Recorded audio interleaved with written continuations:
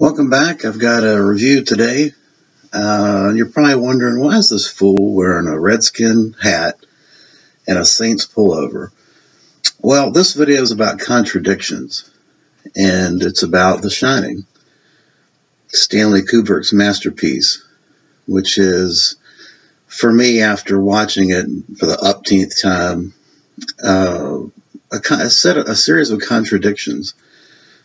You know, this movie, everybody's obviously seen it.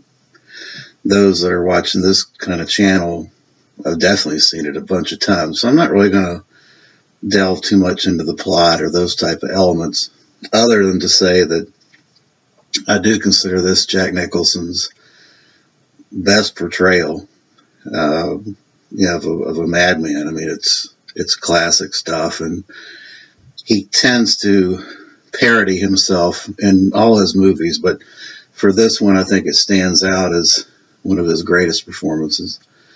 But I'm more interested in focusing on Kubrick and the production itself, the ambiguities of the film, the contradictions in the film, the response of fans and critics from a contradiction standpoint,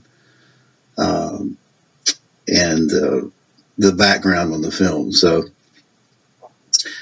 this film was made right after Barry Lyndon, which was a commercial failure in 1975. And Kubrick was looking for a more commercially viable subject matter. And one of the areas that he had not tackled was horror. So he had sent off all his staff to bring him all these horror novels, and the story goes that he was reading all these horror novels and you could hear things hitting the walls, assuming the book's hitting the walls, or he'd read a few pages and throw it against the wall like it's rubbish and then move on to the next one.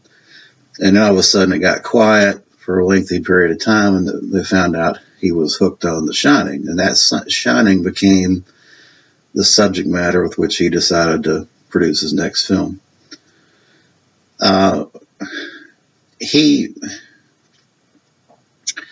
decided that rather than film on location at Estes Park, Colorado, the actual hotel, the Overlook, he replicated it at Elstree Studios, probably the largest reproduction ever, of a set location.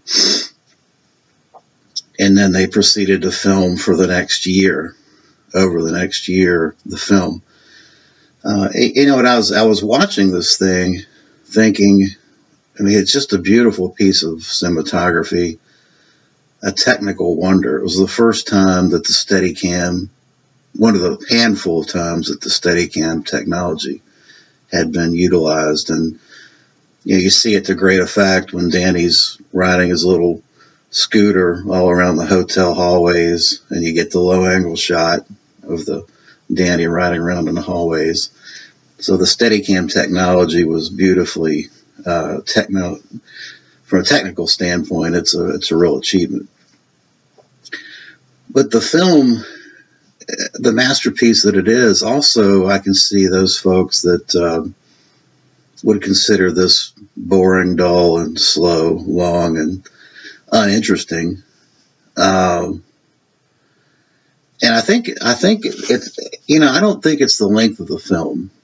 When I was watching it, I realized that I have contrarian feelings about this. It clearly is a masterpiece and a technical achievement, but when you're watching it, you also realize that there's a little bit of, there's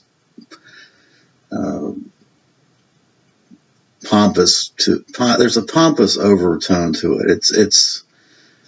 It's taking very simple subject matter and trying to create something that's epic.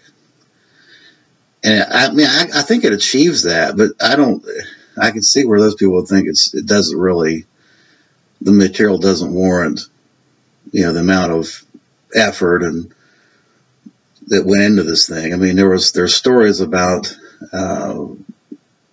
Kubrick taking 180 takes, where Scatman Carruthers is sitting in the kitchen with Danny and they're talking about The Shining. Apparently it took 180 takes to do that. I mean, I'm thinking, do you really, the nuances of all that, I could see where the average moviegoer that would just escape them. And I really fail to appreciate, even after having watched it numerous times, what was so important about taking 600 and some takes for that, or 30 takes when Nicholson is getting interviewed by the hotel managers. Apparently he did it like 30 times. Some of that just escapes me, and I kind of wondered, was this film really an attempt to be a commercially viable product, or was it just one of a continuing series of Kubrick's indulgences, in his own quest for perfection, technical perfection, to the detriment of a commercially viable product? The reality is that he succeeded in both efforts, because the film was commercially viable and is a well-known classic. I mean, it's, after repeat reviewings, is clearly one of the greatest horror movies of all time. But I can see where it also leaves you a little cold. And even Stephen King, in talking about the film initially, said, he hated it, that Kubrick really is a guy that is focused more on the theoretical, intellectual aspects of the film, the technological aspects of the film, but there's little in the way of emotion. And he has a lack of appreciation for the horrific elements of the film, in terms of the hotel itself is supposed to be a character in the film. The people, and it looked to me like, I think Stephen King felt the same, that Kubrick dismisses paranormal type elements as silly, and so he focused on the characters themselves to portray the horror. Basically, Nicholson is a guy that goes nuts. So the horror elements of it, you could argue that it's just basically a straight insanity story with no real supernatural or horrific elements. For example, there's a lot of ambiguity in the film. There's the issue of Grady. Was there an original Grady in the film, or was it just part of Jack Nicholson's imagination? Everywhere in these films where you potentially see ghosts, like the two girls, or the old woman that comes out of the bathtub, there's mirrors everywhere. So are we seeing Jack just in his inner thoughts because he's going slowly insane, or are we actually seeing ghostly visions? So there's a lot of ambiguity in the film and open to interpretation. Now, from my standpoint, personally, I think it's a masterpiece. I think that those ambiguities actually make the film great. It's not just that it was cinematically a beautiful film with a technological achievement via the Steadicam. It's also a film that leaves you open to your own interpretation, which was classic Kubrick. I mean, if you look at 2001 or many of his films, he's not going to spoon feed you so that at the end of the film it's a nice package with a bow and a ribbon and everything is crystal clear. It's a movie intended to make you think, and whether you look at that as pompous or arrogant or a masterpiece, I mean, that was pretty much Kubrick. The other interesting thing about this was that he really mentally beat down Shelley Duvall to achieve the performance he got out of her. A lot of people criticize the film because they think that she was terrible in it, and apparently the only awards that were issued, this is one of the only films that Kubrick got no nominations for, Oscars or anything like that. But they did give it a Razzie for Shelley Duvall's performance. But is Shelley Duvall's performance as kind of a whimpering, crying woman her fault, or is it actually part of the Kubrick plan to show Shelley Duvall as the clingy, clutching wife that kind of exacerbates Jack's downfall into insanity? I would argue that there's nothing in this film, not 1 second of film, that isn't an intended consequence of what Kubrick intended. I mean, he was just such a perfectionist. I mean, when you shoot 180 takes, for one scene, or for example, the one of the dining room scenes or the bar scene, they rehearsed it for 6 weeks.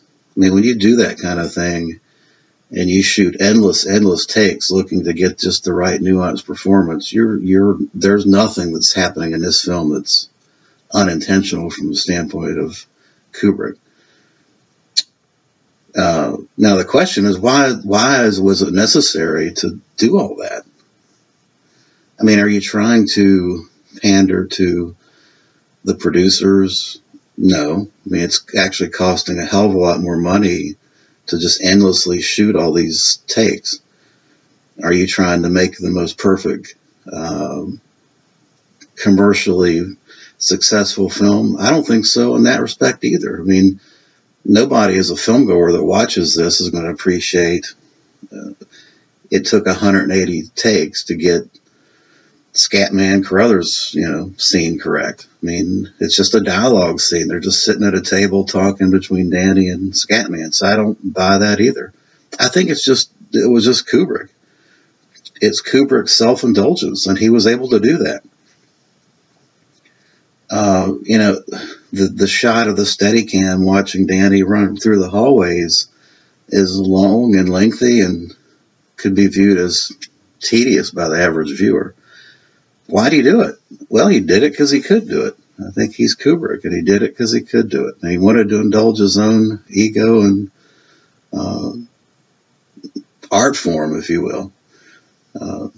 Anyway, so the point of this video is really that I realized after watching this for the upteenth time that there are a series of contradictions about this film. Me personally, this is clearly a masterpiece. I don't know that I'm such a cinephile that I can fully appreciate the 30 some odd takes that they did of Scatman Carruthers getting killed by Jack. I'm watching it and I'm thinking, if you just turn a camera on to Jack Nicholson, I think the first take's going to be good, and I fail to see much of the difference. What I do appreciate, though, was the cinematic nature and epicness of the feel of the whole movie. And I do think, unlike Stephen King's criticisms of the film, that the house really was a form of its own character. And I think the fact that Kubrick spent so much time, lengthy amount of time, in some of these scenes filming every aspect of the hotel adds to the characterization of the hotel. I think Kubrick, I think King was probably ticked off mainly just because it wasn't anything like the book. And I think it's a good thing it wasn't. I actually think this is better than the book. One of the few films that actually is better than the book. But I think he was kind of just he didn't ever say that, but that's, to me, really, he was deflecting it onto other criticisms, but he just was pissed off that it wasn't like the book. Apparently his feelings have softened since then. As far as the release, if you haven't pulled this out and watched this in a while, because it's one of those films, I think, that's similar to if you go in someone's house and there's not a single. It looks like a museum piece. It's beautiful, but you don't feel like you can be comfortable in the house or sit down in it. This is kind of, I think for some people, this is one of those films. This is not your go-to film to just kick back and watch. And again, I think some of the reasons for that is what I stated. It's a lot of inordinate amount of effort went into making this film that is probably not appreciated by the average person. But it is a masterpiece. It's a beautifully shot film, and I highly encourage you to pull it out and listen to the commentary with the historian. There's a historian on here that gives a great commentary, and they talk about the Steadicam use of the Steadicam technology. It's really, really good. One of the best commentaries I've listened to in a long time. And there's also a 25-minute behind-the-scenes video shot by Vivian Kubrick. When she was 17 years old, she filmed a lot of up-close and personal moments during the production of this film that was just fascinating. It's just funny to watch. One of the funny scenes of this thing was that Nicholson's been chain smoking, just getting ready to go out onto the set. And I can see why. I mean, if you go to a set knowing that you're going to have to shoot and say the dialogue 30 to 50 times over and over and over, I can imagine that gets on your nerves.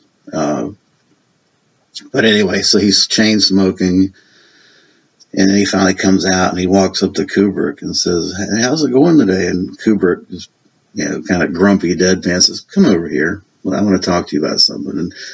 And Nicholson looks at the camera and just kind of rolls his eyes like only Nicholson can do.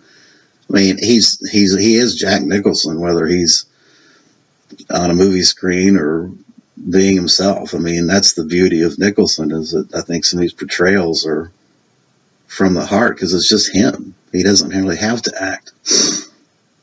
And then you get a lot of scenes of the kind of the browbeating that Shelley Duvall took from Kubrick, up close and personal. So yeah, I mean, it's the 25-minute behind the scenes of featurette alone is worth the price of admission. The final aspect of this film I think deserves mention is the composition of Wendy Carlos. The musical score in this is one of the best ever. I think when you look at music and how that impacts a film, Halloween comes to mind, a lot of the Italian horror films, but this film, if you turn the sound off or play it without the music, while it still has an epic visual appeal to it, it's the music really does matter, and Wendy Carlos is outstanding in this. Apparently, she was also pissed off at Kubrick because there were cuts that he made to the music and that she wasn't anticipating, and she's quoted as saying she'd never work with him again. I don't know what else she's actually done, quite honestly, but she did a fantastic job on this, honest to God. So yeah, The Shining, well worth your time and attention to go back and revisit, listen to the commentary, watch the behind the scenes and the making of. Well worth your time. All right, guys, that was a little bit longer than I intended, and now I can remove my Redskin. Just to finish this video up, to explain this contradiction. So I grew up in Virginia as a Redskin fan, but I've been living in Louisiana or the Deep South for so long that I'm also a Saints fan. So there's a contradiction. It is what it is, All right. Appreciate you watching. I hope you enjoyed it. Thanks.